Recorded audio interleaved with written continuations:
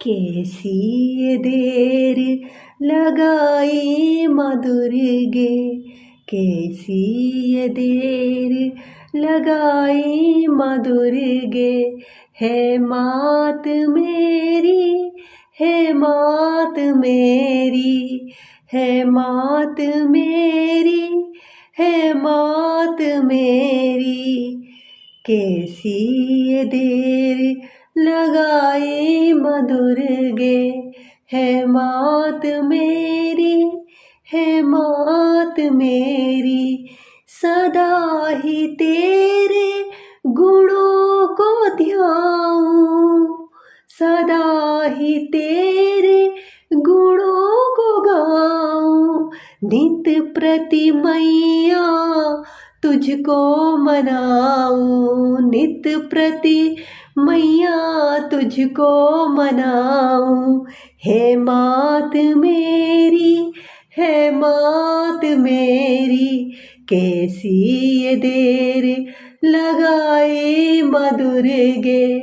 है मात मेरी, है मात मेरी, है मात मेरी, है मात मेरी। आप सभी प्रभु प्रेमियों के चरणों में कोटि कोटि नमन है। और आज मैं जिनके बारे में बात करने की सोच रही हूँ आप लोगों से, है वो है मतलब महान विभूति, आप सब जानते हैं माँ शारदा देवी जी हैं।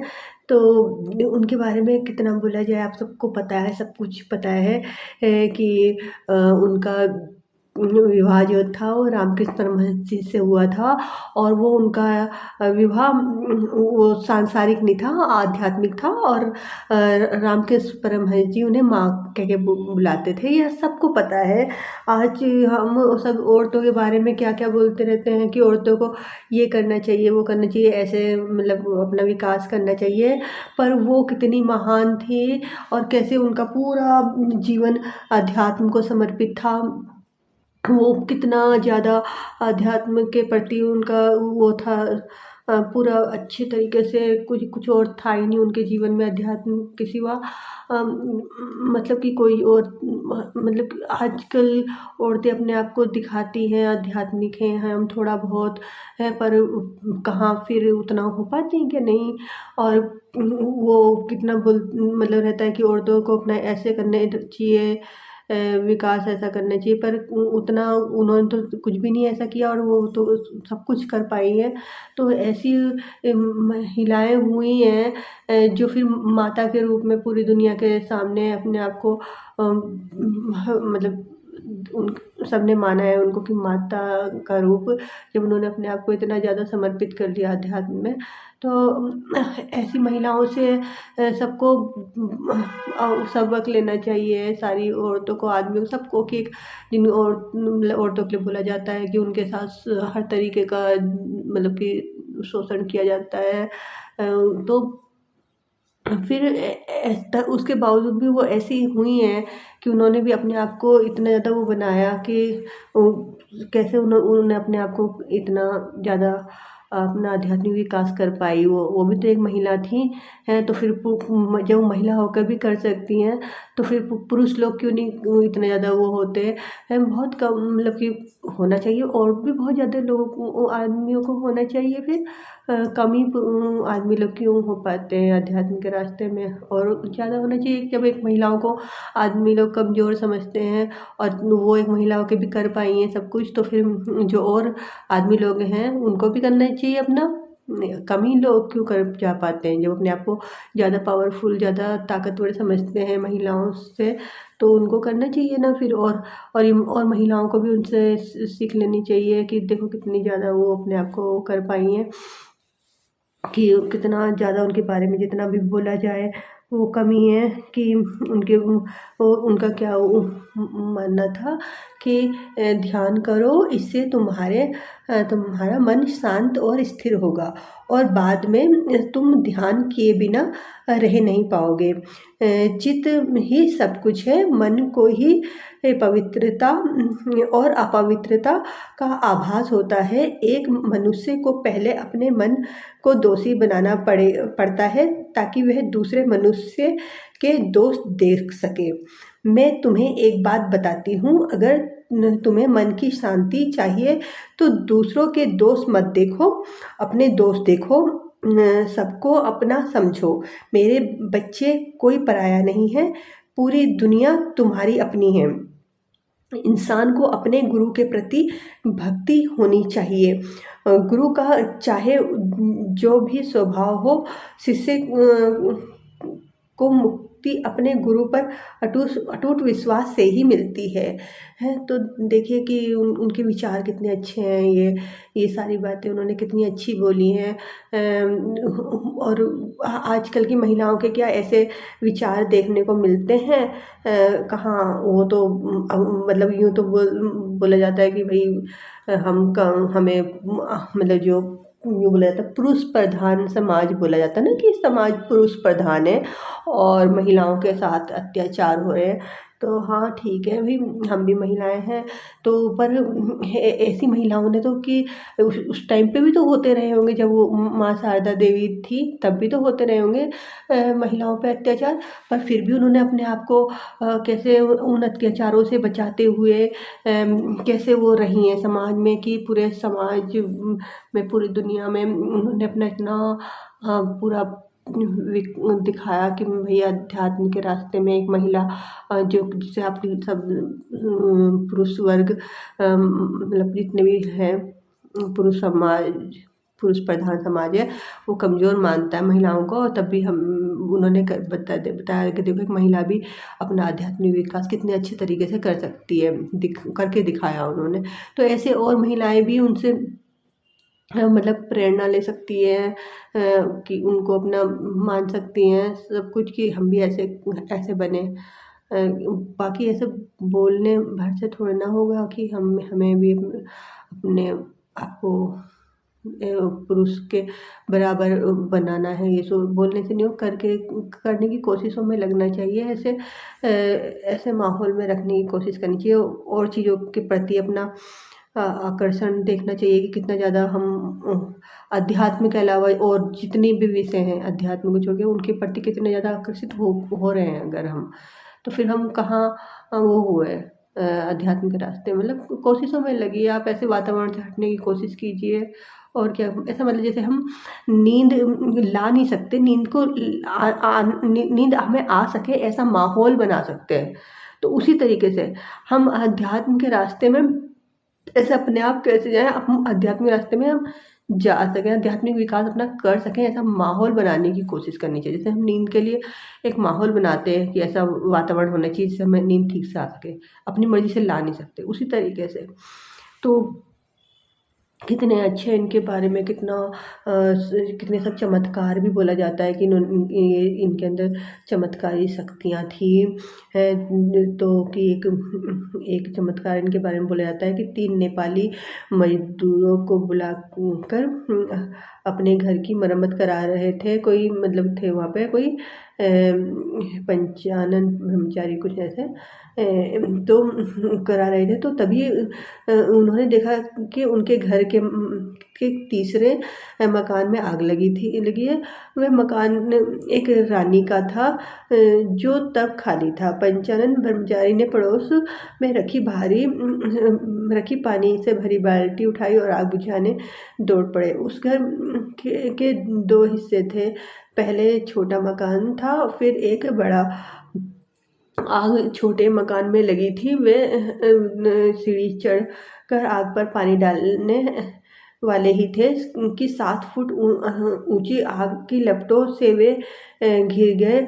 उन्हें लगा कि अब जान नहीं बचेगी। उन्होंने अपने गुरु माँ शारदा देवी जी को पुकारा। माँ शारदा देवी जी तब कोलकाता में रहती थी। उन्होंने देखा कि माँ शारदा देवी जी बिजली की तरह के कोलते प्रकाश के रूप में वहाँ आई और कहा, तुम चिंता ना करो बेटे, मैं तुम्हारे पास हूँ।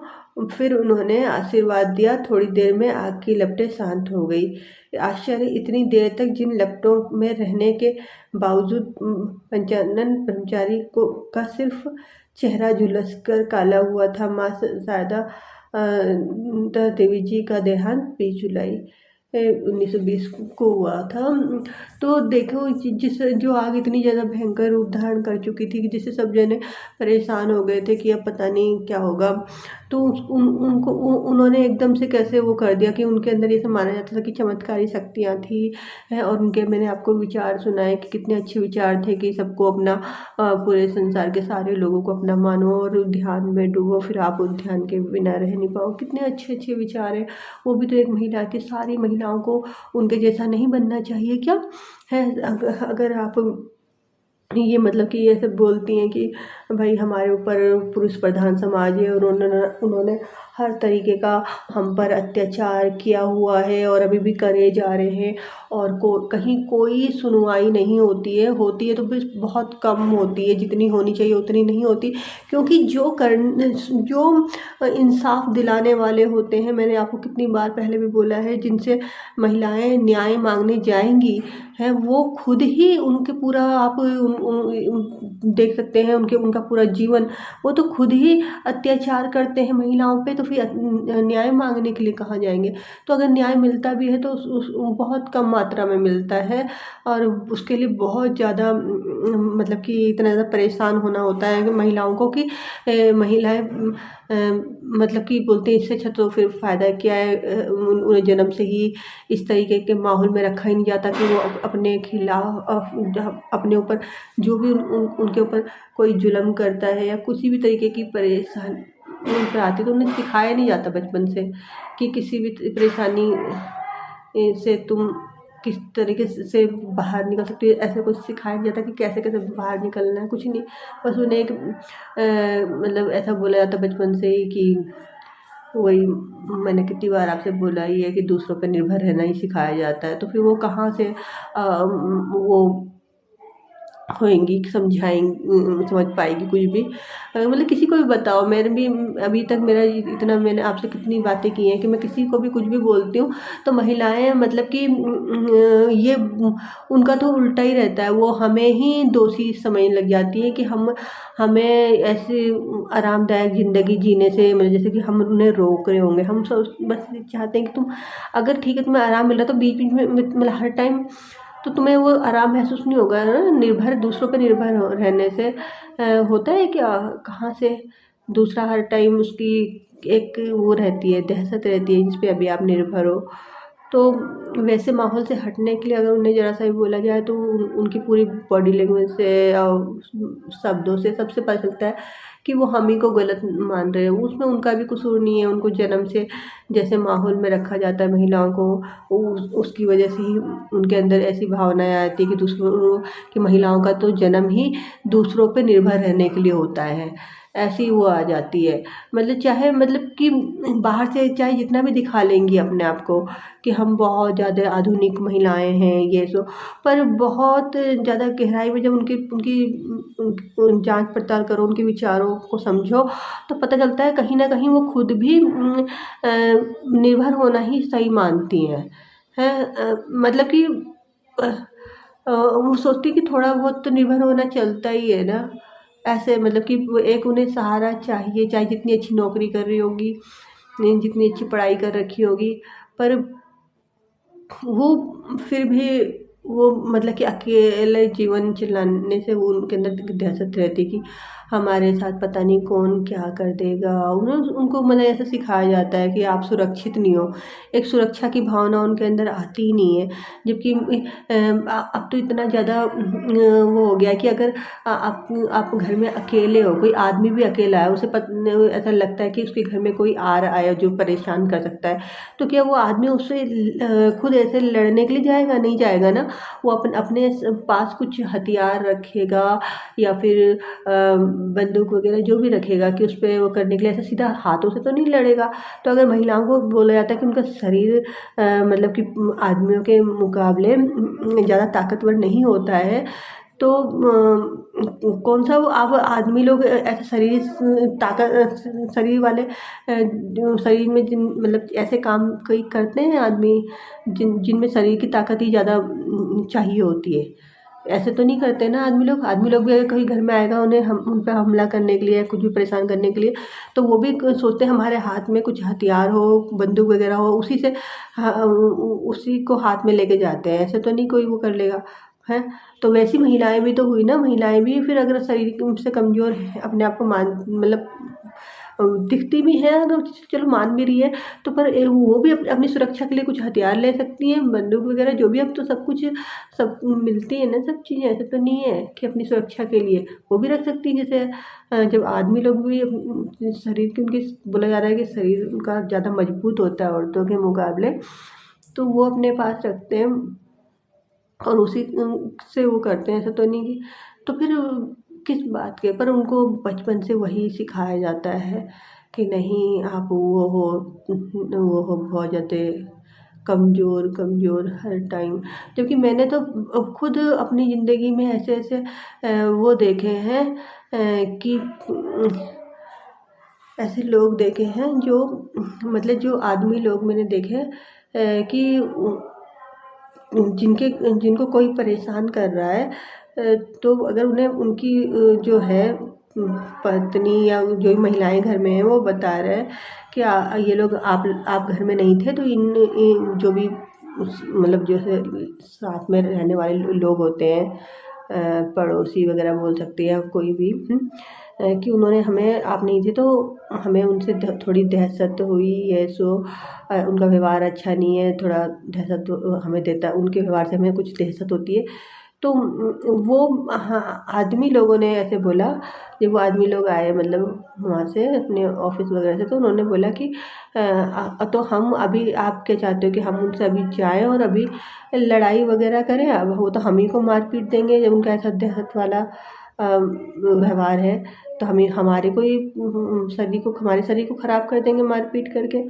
तो फिर हम ऐसे नहीं जा सकते ना, कुछ मतलब कि अलग तरीका अपनाएंगे उनसे उसका अपने आप को सुरक्षित रखने का, या मतलब कि और तरीके जो होते हैं बाहर समाज के कानून व्यवस्था के, वो तरीके अपनाएंगे।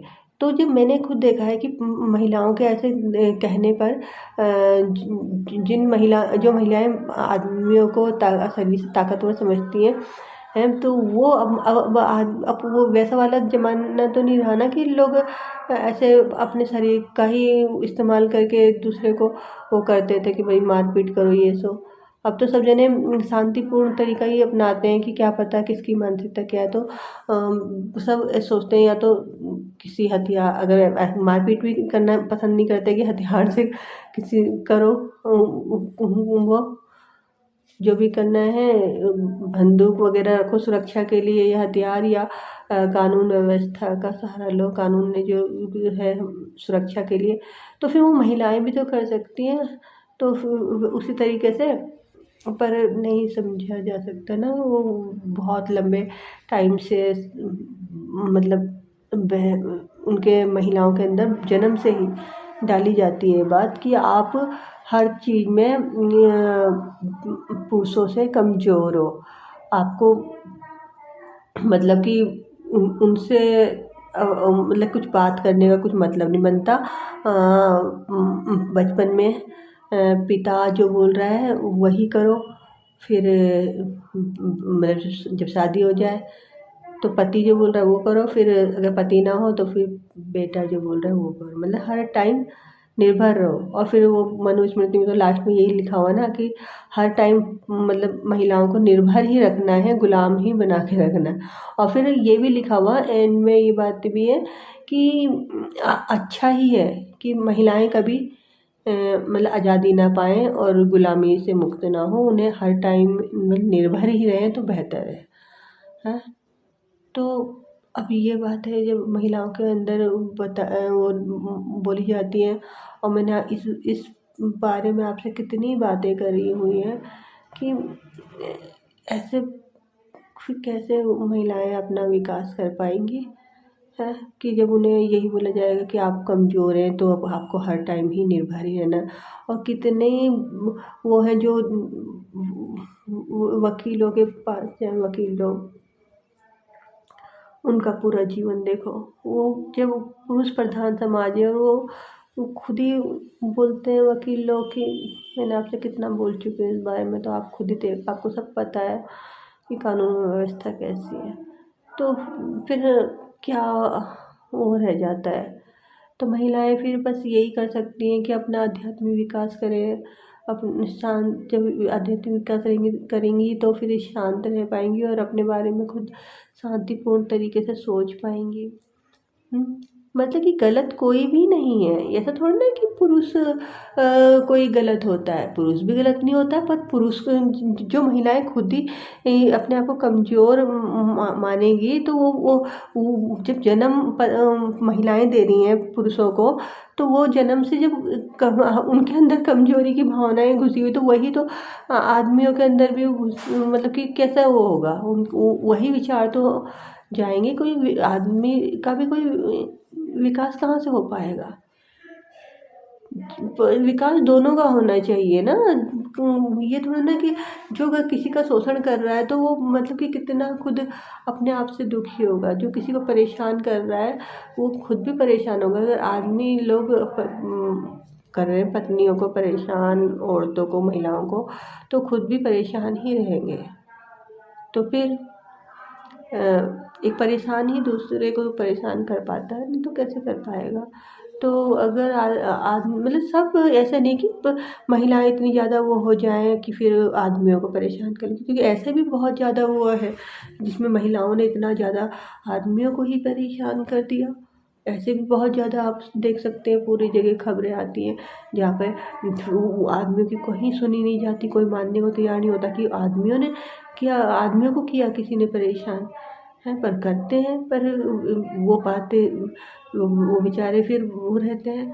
तो कोई भी किसी को ना करे ना, तो कोई भी ना क्योंकि सब किसी को कोई औरत आदमी का क्या मतलब है। सब लोग शांतिपूर्ण तरीके से रहे। किसी को भी परेशान करने का कोई मतलब क्या बनता है, क्यों करना है किसी को भी परेशान। ना आदमी करे औरत को परेशान, ना औरत, मतलब महिला पुरुष का मतलब ही क्या बन रहा है। सब एक इंसान के रूप में उनमें प्राण है, उनमें जीवन है, तो सब अपने एक दूसरे के जीवन में सहयोगी बने। दुख ऐसा क्यों करते हैं कि दूसरे का जीवन, मतलब दूसरा इंसान को इतना ज़्यादा परेशान करना कि दूसरा समझे कि मेरा ये जीवन है ही क्यों, मेरी सांसें चली क्यों रही है। ऐसा ना सोचे कोई भी है। तो वो भी, तो फिर ऐसा हो कि मतलब कि, और वो सब होगा अध्यात्म से ही होगा। रियल अध्यात्म से असली वाला, मतलब जैसे कि जो नकली अध्यात्म के नाम पे नकली अध्यात्म चल रहा है ऊट पटांग, उसमें नहीं। मतलब कि जिसमें आपको असली में शांति मिल सके, उसमें चाहे वो महिला हो चाहे पुरुष हो, सब अपने आप को अध्यात्म में समर्पित करें। अध्यात्म के नाम पे चलने वाले ढोंग में नहीं, जो ढोंगी लोग अध्यात्म के नाम पे पता नहीं क्या क्या कर रहे हैं, लोगों को बेवकूफ़ बना रहे हैं, वो उसमें ना जाए और सब अपने आप को शांतिपूर्ण तरीके से जी पाए सही रूप से। चाहे महिला पुरुष तो बाद में हो गया, जब जन्म होता है तो कोई महिला हो या पुरुष हो, उससे तो बताया जाता है बच्चे को कि आप महिला हो, आप पुरुष हो। बच्चों को नहीं तो उन्हें पता भी क्या चलेगा। खुद ही बता रहे हो, खुद ही उनको वो कर रहे हो कि आप पुरुष हो, आप इनको के साथ ऐसा बर्ताव करोगे। उन्हें बोला जा रहा है आप महिला हो, आप ऐसा करोगे। ये क्या मतलब बन रहा है।